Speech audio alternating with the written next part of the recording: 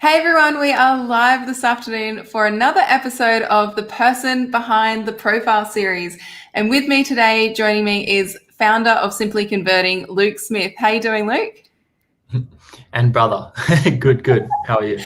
And brother, I was going to get to that. I thought I was going to play a little guessing game with people that are jumping on to see if they could tell the resemblance, because if you can't already tell, Luke just so happens to be my brother as well. So if you are joining us, I would love to know where you're coming in from. So let me know in the comments.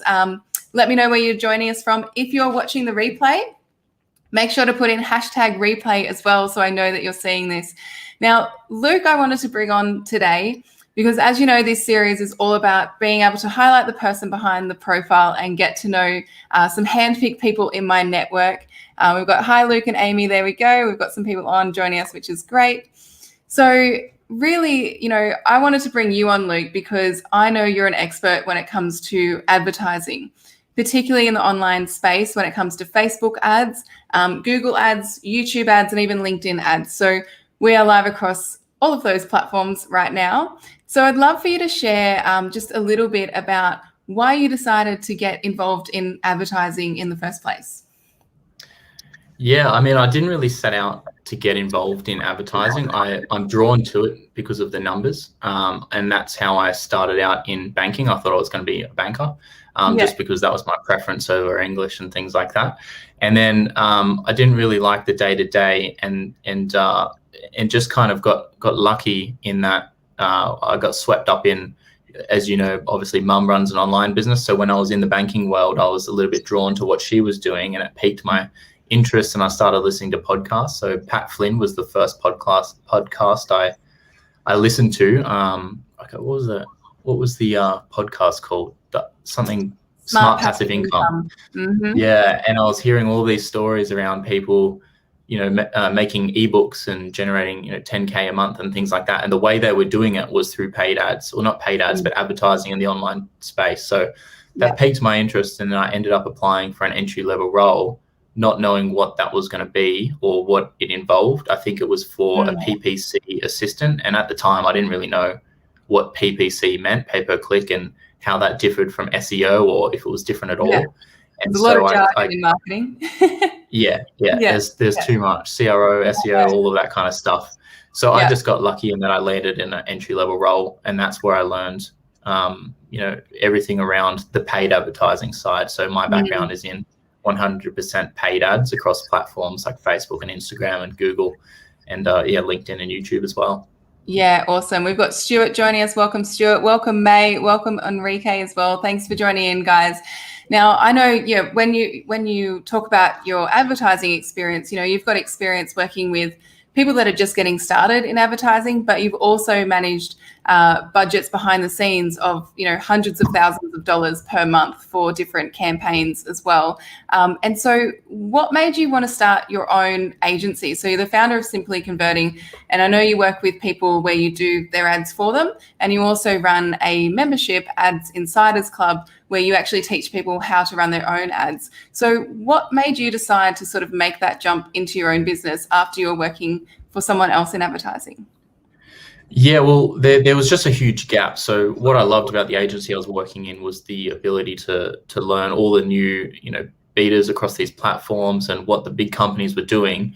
But then when you speak to small business owners, they just don't have that exposure. So there was a huge gap between what the big businesses were doing and what small businesses were doing, or knew what to do, or knew how to do. And there's, I wanted to help fill that gap essentially. So that's how I ended up working with small businesses. If I could help transfer what I've learned and what I knew worked with the big businesses, and plug that into the smaller companies and see if it worked, and it does, and it did in most cases, then it's nice to see the impact on the small businesses. Yeah, brilliant. I'd love to hear from anyone that's joining us, or if you're catching the replay as well, let us know if you've also made that jump. Luke and I both made the jump out of our corporate roles and then into our own businesses. So I'd love to hear from you if you also were able to make that jump too. And so when it comes to working, with small businesses and really helping to fill that gap, like you said, and starting to expose them to, I guess, different areas of advertising, What are some of the key problems or challenges that some of your clients typically face when they decide to go, all right, I need to use advertising as a strategy in my business to get clients? Yeah, I think the first area where we run into a few issues is they want to run the ads too early or too soon. So they might have seen, a whole bunch of ads on Facebook, ironically, that were pushing the importance of Facebook ads or Google ads and how effective they can be. And so a lot of small businesses want to jump right into that before they've got the foundations. And there can be problems there because they might not have an offer that's been validated. They might not have, the social proof around Facebook fans, website traffic, all of that stuff. And so when they try and run, or they want to run paid ads too soon, I think there's an educational aspect there where we have to say, we can trial this and look to ramp things up, but where clients get the best results is when they do have those foundations, because then you're essentially amplifying what's already working rather than trying to use paid ads to create something that works, because it doesn't always work that easily. And I love this because we're always having those little discussions around every time we catch up for a family event. It's always like paid advertising versus organic marketing, and then mum gets involved because she's running a business as well. So it's no wonder that all of our conversations evolve around marketing some way, somehow. And so when you talk about like laying those foundations, are you talking about sort of validating it organically first and then sort of adding paid ads on top of that? Yeah. So, for example, what I would want to see in the e-commerce example, in the e-commerce space, you would want to see a history of sales, or people coming through Facebook pages organically and visiting the Shopify store and checking out and purchasing, repeat purchases. You want to see people coming through organic search. If there is that already in place and there's a Facebook page with some engagement and things like that, it's a good indication that the ads will work a lot better. And then, part of the foundational aspect as well in that e-commerce example is how well does that website convert? So, paid ads is great to send more traffic to an offer or a website or an e-commerce store.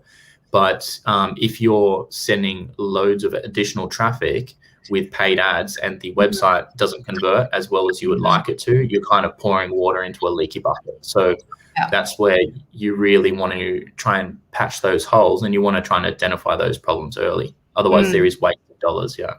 Totally. And I think I've seen that happen a lot, with clients I've worked with before as well, where they've tried ads before and they've said they just don't work for me, when in fact it's not actually that ads that aren't working. Ads is a great strategy, but you've got to do it at the right time, in the right order of your business, with the right budget and all those sorts of things. So I think that's a really good point in terms of making sure not just your ad strategy is right, but making sure you've actually got that right ecosystem around it, like your website, like your offer, like, making sure your pricing strategy is right. And there's so many different moving parts. So I think that's really important to note. And Stuart has said 100% great move to do your own thing. The opportunities are there for you to be nimble and bring your talent to clients directly. 100%, Stuart. I love that. I think it's great, when you're able to make that leap into your own business as well. And so, Luke, when you're sort of seeing, I guess, people who are maybe attempting to do some ads themselves. Maybe they've decided that, they're not quite ready to work with an agency like yourself, but they actually want to learn ads themselves and they want to build up their skills and start to do that. What are some of the key mistakes that you see people often making when they just jump straight into the technical side of ads and start to do them themselves?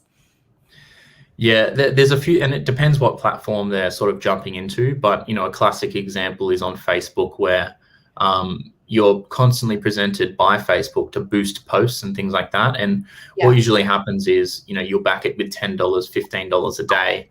And just the capabilities of that kind of campaign are a lot more restrictive than if you were to create an account separately, an ads manager account or a business manager, and run it, independently. There's just so many more levers you can pull when you set up the structured system using Facebook's assets, like a business manager and an ads manager. So a lot of small businesses will go in and just start boosting posts, and then they'll say, I got loads of clicks to my website, but it didn't result in any calls or purchases. And usually the problem is they've just run with the wrong objective, or they've boosted the posting, and that doesn't sometimes have the capabilities to target people who are most likely to convert, or most likely to, purchase directly from an e-commerce store, for example. Yeah, I think that's a great example, and it's a classic one as well. I think we've all been trapped by Facebook before at one stage to just click on the easy option of boosting a post, and it may or may not necessarily be too effective, like according or depending on what you're trying to do. So let me know if you've had that experience before, if you've tried to dabble in some advertising and it hasn't quite worked out for you. You're certainly not alone. There's plenty of people that do it as well, which is great. So when it comes to diving into some of these different platforms when we can advertise, you mentioned there's so many different ones that we can do. So what's some of the things that you think is important, or what are some of the questions that people might be able to ask themselves to determine like which platform, or maybe a multiple approach of platforms, might be the right sort of approach for them? Yeah, I would usually bring it back to what the objectives are and also what kind of business you're running. So, for example, coaches and consultants, most of those will run on Facebook and Instagram because they can target influencers, they can target tools and pieces of software, and there's lots of targeting capabilities there on Facebook. And a lot of the offers that coaches and consultants have either don't have search demand where you can get in front of that person on Google search as easily, or the search queries that might be related to their offer are so competitive it's going to be too expensive. So that's where most people will, if they're a coach or consultant, start with Facebook and Instagram, and that's what I would recommend. And then you've got rare cases where I've got a client who is technically an online coach. They've got an online program, but their offering is actually working really well across both Google search and Facebook. So we do a combination of the two. But I do like to use those platforms together, and most small businesses will be able to get 90% of their return if they just use Google ads and just use Facebook, because those two platforms open up a whole range of different placements. So from Google ads, the ads platform, you can run display banners, you can run YouTube ads, you can run Google search. And then on the Facebook ads manager, you can run Instagram and you can run Facebook. So those two platforms really hold the key for small businesses. And I would recommend always just picking one that's most relevant to your offer and your business type, and then sticking with one until you've got a return on ad spend that can support you moving over to the second or third platform. Yeah, absolutely. And I think it comes down to, where are your customers? Where are they hanging out? What's your objective? What's your customer journey, and what do you want to actually take them through, which I think is super important. And May's added there as well that she's experienced boosting some posts on Facebook with little conversion. So she tried it for a month and then stopped making Facebook richer. I love that, May. We're not here to make Mark Zuckerberg richer, although I think that just happens as a byproduct of business because he is the conglomerate in the space, be it Facebook. So I think that's a really good point. And I think when it comes to, starting off in advertising, sometimes there's a little bit of a fear factor for a lot of business owners that I've spoken to as well around, you really do have to put up some capital and put up some money and then hope for the best to make sure that your strategy and everything is right. And particularly if you don't have, an expert like yourself sort of guiding you through it. So what are some of the things, I guess, in terms of helping your clients when it comes to like confidence in being able to use the ads as a strategy in their business? What do you think really helps business owners be more confident when it comes to their advertising? Yeah, I think the confidence is all in the data and in the numbers. And, it's easy, even when running ads for my own business, I feel, you get more emotional and it's weird. You want to turn the ads off if you see the high clicks after a day or two. But I've got you, what you've got to do is just set a monthly budget and say, look, this is what I am willing to spend. This is what my business has broken off as advertising budget. And this is, it's never going to be wasted because I'm always buying learnings. I'm always buying data and information. And then from the confidence side and on the scaling aspect, I've got a client at the moment who was also unsure, what they should spend. And so we came to a set amount for the first month or two. And we said, look, we'll keep an eye on the numbers because the numbers will tell us if we can increase budget efficiently. And, looking at Facebook and Google, it will actually tell you how much Google, for example, how much impression share, or how much extra reach you could get if you just increase budget by 20% or 30%, and your cost per conversion or purchase figures are likely to stay true and hold similar. So we use the data to inform when and how much we should scale. Yeah. I think that's really important, because I obviously know you very well, and I know that you're a numbers person and you have spreadsheets on top of spreadsheets on top of spreadsheets, which is fantastic for someone like me, right? Who I don't really want to look at the numbers. I don't really want to dive, right into the data of things. So, it's awesome to have you by my side where you can give me that data and stop me, I guess, from being too emotional about making decisions when it comes to advertising. Because you're right. I think there is, particularly when it is your own business, the big corporate brands, you've got massive big teams, you've got massive big budgets, but when you're a small business owner, like every dollar counts. And so there is that level of, making sure that the numbers all make sense when it comes to advertising. So totally agree. And I'd love to hear from people that are listening to this as well. If you're a numbers person, let me know. Luke would love to join, I guess, a few more numbers people here. So if you love spreadsheets and you love numbers and you love data, let us know in the comments below. Just type a yes and let us know.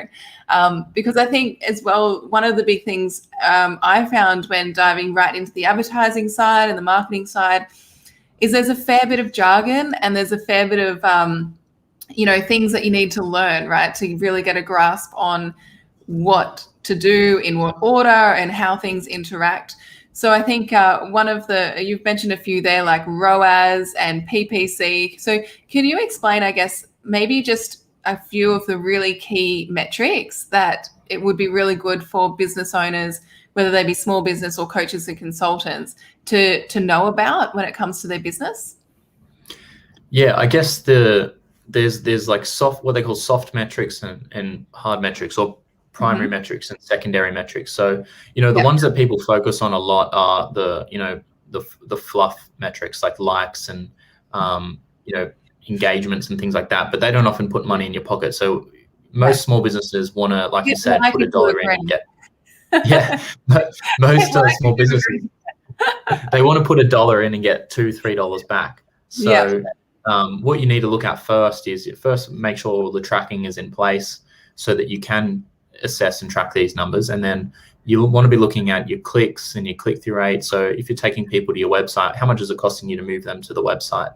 And then you obviously want to be tracking the conversions and the purchases. So it's good to start at the point where it's most impactful for your business, and usually that's a sale for most businesses.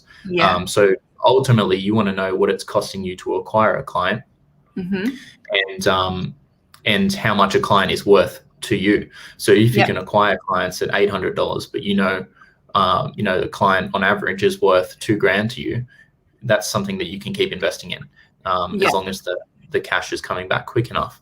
So always start with the most important metric, which is how much does it cost to acquire a client, and then from there you can work your way back, all the way back down to clicks. So you can say how much is it costing someone to book a call with me, because a certain number of calls result in a client, and then how much is it costing someone to click through to the website where they can book a call. So you can kind of work your way back down from what's most important, which at the end of the day is how much does it cost to acquire a client. And if you can acquire clients at a much lower rate than they're worth to your business, obviously paid ads is working, and then you can scale up to the point where it no longer makes sense. Yeah. I think that's one of the great things with paid ads is once you get those metrics right, once you know what you're tracking, once all the numbers make sense, like the world's your oyster. You can just scale infinitely and grow your team to support that, and it happens very fast. It definitely does in the space. And when you couple that with organic, obviously I need to give organic a bit of a plug. And when you couple that with organic, you're pretty unstoppable in business. So I absolutely love that. I think that's super important. Now, mindful of time, but where you see like advertising heading in the future and these sorts of online platforms, is there sort of one tip or one key takeaway that you think, if there's anyone listening to this that are sort of thinking about dabbling in advertising, is there one key tip or takeaway that you would want to share with them? Yeah, I mean, the most important thing is your offer, and if it's a good offer, it doesn't really matter what advertising channel you use, it's likely to have more success. So the clients that I work with, it's the ones with the really standout offers that are just massive value to the end user. Yeah. They're the ones that really work really well with paid ads. So like a recent client is offering something that I haven't really seen advertised before, and it's something that works really well over social media. So people are sharing it and sharing it and sharing it, so the costs come down. And they've achieved a really strong return on ad spend in their first couple of months. And it is purely because of their offer. Advertising is helping amplify that, but it always does come back down to basics. So just the foundations is the most important, and then think about advertising and don't get caught up in all the silver bullets, like all the messenger bots and the clubhouse and all that kind of stuff. It can pull you away from the key aspects of a campaign. Love that. Stick to the foundations, make sure your offer is solid, and then use ads to really accelerate that and grow your business. I think that's awesome. I want to thank you for joining me, Luke, because this is a bit different, jumping on with your sister for a LinkedIn Live across social media. So I really appreciate your time today. I know you have just such a wealth of experience and knowledge when it comes to advertising. So where can people get in touch with you, or where can they find you if they want to learn more? I know you've got a few free resources and things like that people can grab if they're interested.